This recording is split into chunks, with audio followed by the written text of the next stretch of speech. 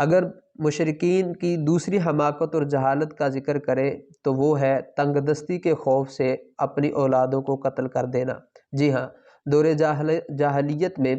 لوگ اپنی اولادوں کو جو قتل کرتے تھے اس کے بنیادی اسباب میں سے ایک سبب یہ بھی تھا کہ وہ تنگ دستی کے خوف سے اپنی اولاد کو قتل کر دیتے تھے کہ وہ ان کو کھلائیں گے پلائیں گے کہاں سے، ان کے کپڑے اور رہنے سہنے کا انتظام کہاں سے کریں گے۔ افسوس کے ساتھ کہنا پڑ رہا ہے کہ موجودہ دور میں بہت سارے مسلمان بھی زمانہ جاہلیت کے کفار کی اس روش پر چلتے ہوئے اپنی اولادوں کو دنیا میں آتے ہی یا پھر ماں کے پیٹ میں ہی ختم کر دیتے ہیں، اور اس کا بنیادی سبب یہی ہوتا ہے کہ وہ ان کی تعلیم و تربیت اور رہنے سہنے کھانے پینے کا اہتمام کہاں سے کریں گے۔ افسوس یہ ہے کہ اللہ تبارک و تعالیٰ کو رزاق ماننے والے بھی اس جہالت کا شکار ہیں، اور یہ ایسا اس وقت ہوتا ہے بالخصوص کہ جب معلوم ہو جائے کہ ماں کے پیٹ میں بچی ہے۔ اللہ تبارک و تعالیٰ ایسوں کو متنبہ کرتے ہوئے ارشاد فرماتا ہے لا تقتلوا اولادکم خشیۃ املاق نحن نرزقہم وایاکم، کہ تم اپنی اولادوں کو تنگ دستی کے خوف سے قتل نہ کرو کہ بے شک ہم انہیں بھی رزق دیتے ہیں اور تمہیں بھی رزق دیتے ہیں۔ یہاں پر بڑی پیاری اور لطیف بات ہے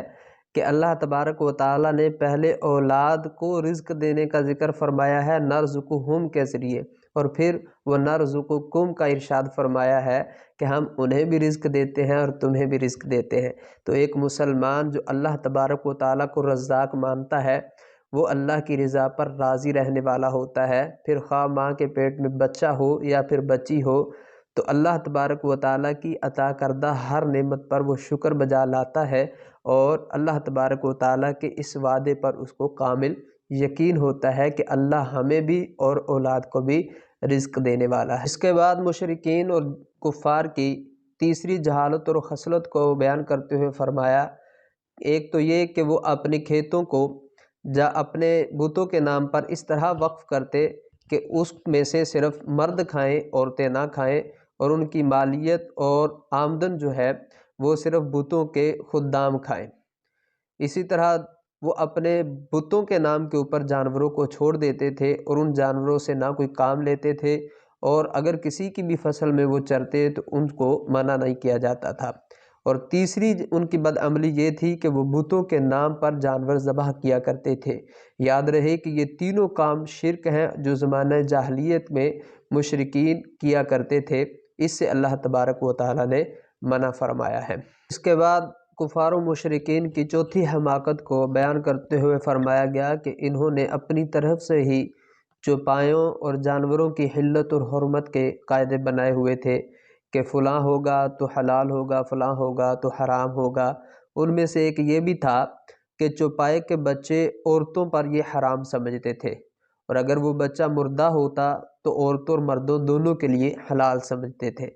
تو اللہ تبارک و تعالیٰ نے ان کی اس جہالت کو یہاں پر بیان فرما آگے اللہ تبارک و تعالیٰ نے اپنی دو بہت بڑی نعمتوں کا تذکرہ ارشاد فرمایا ہے، ان میں سے پہلے نمبر پر کھیتیاں ہیں اور دوسرے نمبر پر چوپائے ہیں۔ اس کے بعد اللہ تبارک و تعالیٰ نے 10 باتوں کی وصیت فرمائی ہے۔ یہ ایسی باتیں ہیں کہ اگر ان پر عمل کر لیا جائے تو ایک بہترین مثالی معاشرہ وجود میں آ سکتا ہے۔ سب سے پہلے نمبر پر اللہ تعالیٰ نے شرک کرنے سے منع فرمایا اور کہا کہ اس کے ساتھ کسی کو شریک نہ ٹھہرایا جائے۔ اس کے بعد والدین کے ساتھ حسن سلوک کا حکم دیا، اور تیسرے نمبر پر